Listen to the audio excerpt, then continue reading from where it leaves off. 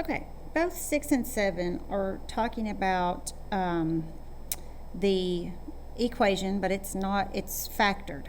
So the quadratic has been factored, and we're looking at the two factors to help us figure out what the roots are or the zeros.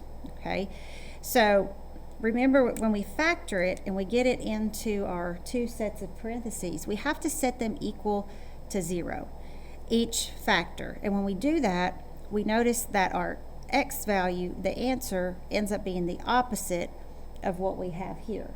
Okay, so I'll do the first one for example. If we set x minus 1 equal to 0 and x plus 4 equal to 0, oops, ran out of room. 0.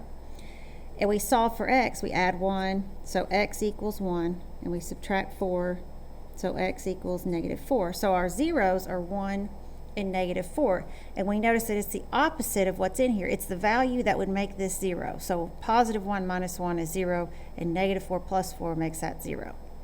Okay, so these are the zeros for the first one. So we're looking for when it crosses at positive 1 and negative 4. So I go through here and look. This one crosses at positive 1 and positive 4. This is negative 1. This is negative 4, but it's negative 1. And this one's negative 4, positive 1. Okay, so there's your intersection. So this one would be D.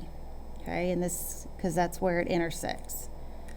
All right, the second one, the zeros again, what's going to make this 0? Negative 1.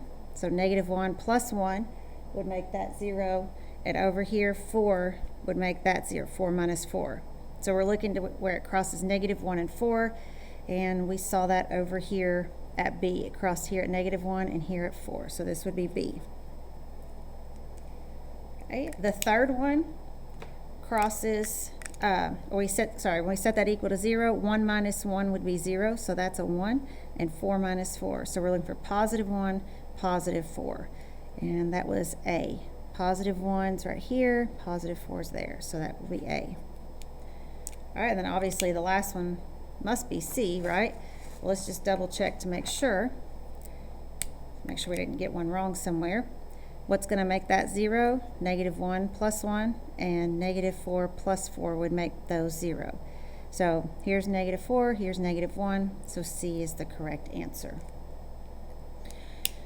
All right, if there was a tunnel that would go straight through the earth from one side to the other, and you jumped in that tunnel, it would take you 45 minutes to emerge on the other side.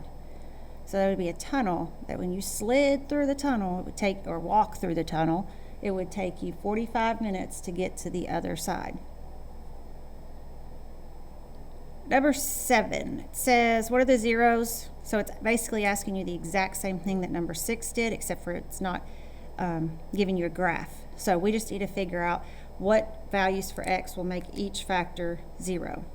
So this is a positive 5, so negative 5 plus 5 would make that 0, and 3 minus 3 would make that 0. So our zeros are negative 5 and 3, so that's B.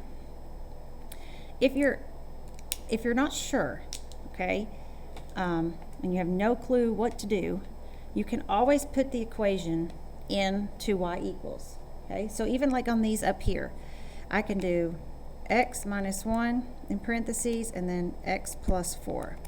And when I hit graph, I'm just matching this graph to one of those. So, I mean, it's pretty easy. Okay, same thing here on number 7. If I put this in my calculator and I hit graph, remember the zeros are just where it crosses. Okay, so it crosses here at positive 3 and over here at negative 5. Okay, now these are your factors. Okay, when it's given in parentheses like this, those are your factors. Your zeros are the values for x that would make those factors become 0.